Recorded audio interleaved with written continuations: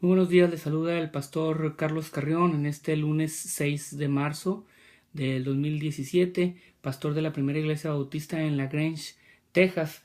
Estamos desarrollando en estos días la campaña de alineación, sumisión a sumisión, y el propósito es estar alineados a la visión, a la misión que el Señor Jesucristo tiene para desarrollar con respecto a la humanidad. Y hoy es el primer día de estos 42 días de campaña en el que estaremos teniendo devocionales con respecto a este tema y desarrollando estrategias como lo hemos hecho en campañas anteriores, como lo hicimos el año pasado con Operación Jesús. Así que le animamos a que se mantenga firme en estas estrategias y durante estos 42 días pasemos un tiempo a solas con el Señor. Y este es el primer día. Miremos al mundo con los ojos de Dios. Miremos al mundo con los ojos de Dios. Bendito Dios, por favor, háblanos en esta mañana conforme a lo que necesitamos aprender de tu palabra y ayúdanos, Señor, a cumplir con lo que esperas de nosotros. Te necesitamos ahora y siempre, Cristo Jesús. Amén. Mira los campos, adquiere la visión de Dios. Dice Juan capítulo 4, verso 35 en su última parte: alzad vuestros ojos y mirad los campos, porque ya están blancos para la siega. Dice un poema: en este mundo traidor, nada es verdad ni nada es mentira. Todo es según el color, con el cristal con que se mira. Independientemente del relativismo que maneja este pensamiento, hay algo de verdad en este poema famoso, en este pensamiento urbano, que debiéramos de tomar en cuenta. La manera como vemos las circunstancias, la manera como vemos las cosas, influye seriamente en nuestra manera de interpretar las cosas que nos rodean.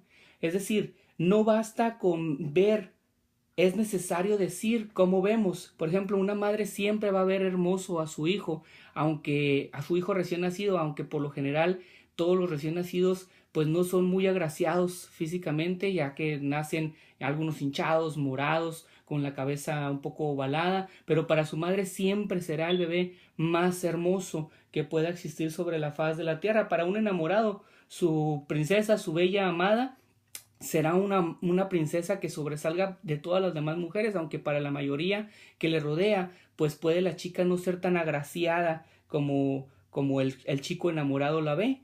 Jesús dijo: la lámpara del cuerpo es el ojo, así que si tu ojo es bueno, todo tu cuerpo estará lleno de luz, pero si tu ojo es maligno, todo tu cuerpo estará en tinieblas. Así que si la luz que en ti hay es tinieblas, ¿cuántas no serán las mismas tinieblas? Esto nos lo dice Mateo 6, versículos 22 y 23. En este primer día de la campaña, de la aventura de unirnos a la sumisión, a su misión, tenemos que entender la importancia de aprender a mirar al mundo que nos rodea con los ojos de Dios. ¿Qué es lo que vemos cuando prendemos las noticias? Cuando usted pone el televisor o el internet o escucha, perdón, el radio o lee en los periódicos, ¿qué es lo que vemos cuando estamos enterándonos de lo que está sucediendo en nuestra ciudad, en nuestro estado, en nuestro país, en el mundo entero? ¿Qué es lo que vemos cuando encontramos a una persona sumida en los vicios, tirada quizás en la calle porque está ahogada de alcohol? ¿Qué es lo que vemos cuando nuestro jefe, nuestro compañero de trabajo, que se acerca a nosotros solo para criticar, solo para hablarnos mal de otras personas o para hablarnos mal de nosotros? ¿Qué es lo que vemos cuando nuestra esposa, cuando nuestros hijos, cuando nuestros compañeros de trabajo que nos rodean vivimos circunstancias difíciles de soportar con ellos? ¿Qué es lo que vemos cuando enfrentamos cada una de estas circunstancias con las personas que nos rodean? La respuesta a estas preguntas, de la respuesta, perdón, a estas preguntas va a depender mucho la pasión que nosotros podamos tener por la vida y por la forma de vivir. La pregunta más importante aquí, además de descubrir qué es lo que vemos nosotros con cada una de estas circunstancias, en cada una de las personas que nos rodean, debemos preguntarnos qué es lo que ve Dios, qué es lo que ve Jesucristo. Y para aclarar esta pregunta podemos encontrar una respuesta precisamente en la estrategia de esta semana, Mateo 9:36.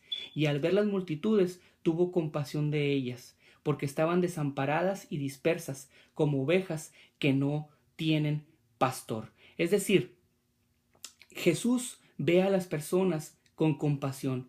Estaba hablándonos este pasaje de que él vio a las multitudes y tuvo compasión de ellas porque las veía perdidas. Y estas multitudes, decía yo el día de ayer en el mensaje que teníamos aquí en nuestra comunidad de fe, que incluía a los que en tiempo muy cercano iban a pedir que lo crucificaran.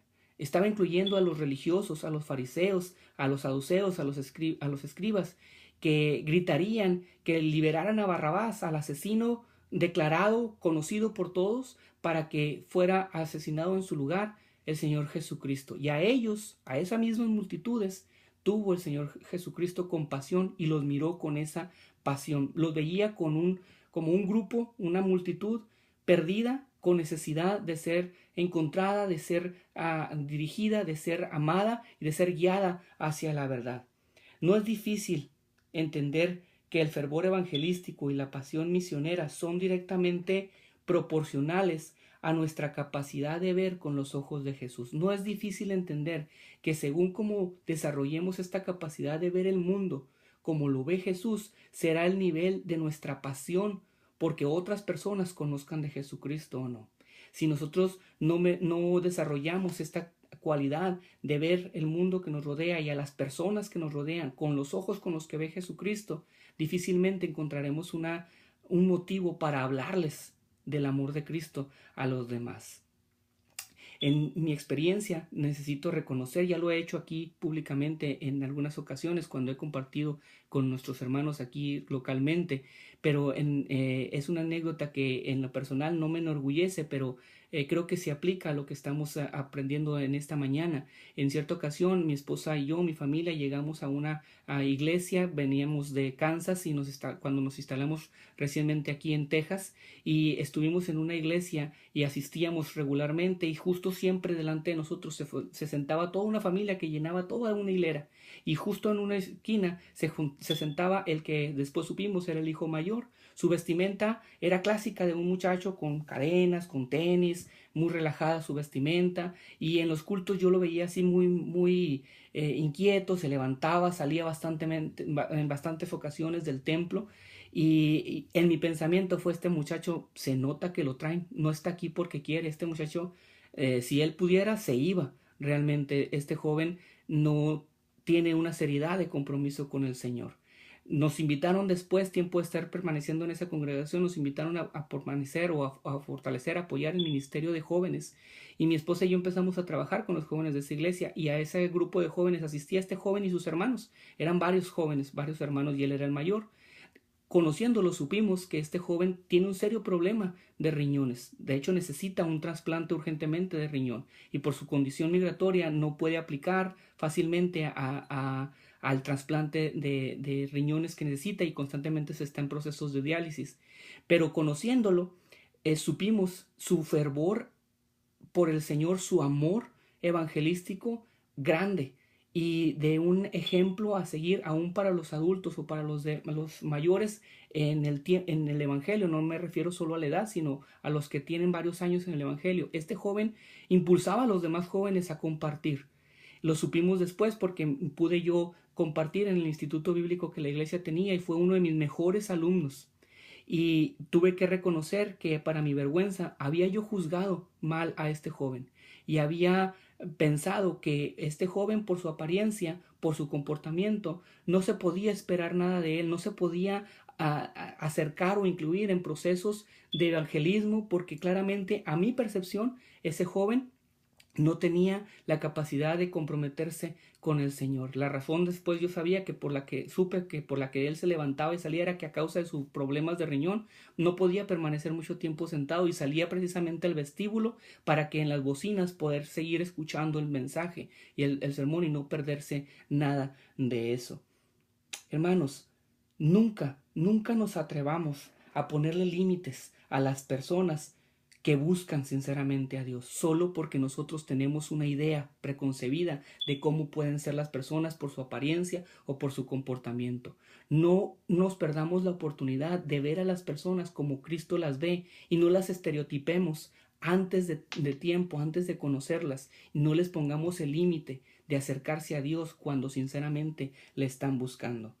¿Por qué para algunos nos es o les es tan sacrilegialmente imposible abrirle las puertas del templo a las personas inconversas? ¿Por qué hay tanta resistencia en algunas ocasiones para que inconversos entren al templo, para que personas perdidas en vicios vengan a actividades del templo? Quizás la respuesta es sencilla, porque hace falta mirar a la gente con los ojos con los ojos que ve Jesús a la gente. Quizás nos dificultamos en permitir que los pecadores, desde nuestro punto de vista, vengan al templo, porque nos hace falta tener la visión que tiene el Señor Jesucristo. Si Jesús orara en nuestro tiempo, como aquella vez oró por Jerusalén, ¿cómo vería a la gente? Ahora hay iglesias evangélicas por todas partes, hay canales evangélicos con programas evangélicos las 24 horas del día, todos los días del mundo, pero sin embargo siguen habiendo muchos millones de personas que no conocen de Dios, que están sin esperanza. Incluso hay partes del mundo en donde las personas ni siquiera han escuchado hablar de Jesús. Hay rincones, hay tribus en el mundo que ni siquiera han tenido nunca una Biblia, ni siquiera saben que existe una Biblia, ni han escuchado de Jesucristo. A estas personas, ¿cómo las ve Dios? ¿Cómo vemos el mundo? ¿Cómo ve Cristo al mundo? Si vamos a vivir en esta aventura de sumisión a sumisión, si nos vamos a someter a su visión, es muy importante y necesario, hermanos, que revolucionemos nuestra manera de mirar. Miremos al mundo con los ojos que Dios lo ve. Y para esto, tengamos unas preguntas en mente. Observemos al mundo. Veamos las noticias como usted quiera, por internet, por televisión, por radio, por periódico, como usted acostumbre a enterarse de lo que sucede en el mundo, y pregúntese lo siguiente: ¿cuáles son los problemas principales del ser humano? ¿Cuáles son los problemas del ser humano? Pregúntese, ¿cómo ve Dios estas circunstancias que están sucediendo en este momento en el mundo? Y desarrollemos esta semana la estrategia que el Señor nos presentó el día de ayer en el servicio, la misión M936, que no es nada más que lo que encontramos en Mateo 9:36. Se lo repito: y al ver a las multitudes, tuvo compasión de ellas, porque estaban desesperadas y dispersas como ovejas que no tienen pastor. Es decir, antes de reaccionar, antes de sentir, antes de hablar, antes de hacer cualquier cosa ante aquella persona que nos irrita porque está violando algún derecho nuestro, porque está realizando una actividad que a todas luces es una actividad incorrecta, porque hace o dice alguna situación que nos lastima, que nos molesta, que nos irrita, antes de reaccionar, exigiendo nuestro derecho con toda prontitud y con toda exactitud, antes de decir, antes de sentir, de actuar, antes de hacer cualquier cosa, preguntémonos, ¿cómo ve Dios a esta persona? Y seguramente podemos recordar entonces lo que nos dice Mateo. Dios lo ve como una persona que necesita compasión, que murió por ella y que necesita conocer que Jesús es la respuesta para poder vivir plenamente y encontrar la salvación. Reflexionemos en esto el día de hoy y toda la semana, y espero que estas verdades que estemos aprendiendo a través de la palabra de Dios sean de bendición para su vida como lo son para mi vida. Espero que el Señor nos permita volvernos a encontrar aquí el día de mañana. Dios le bendiga.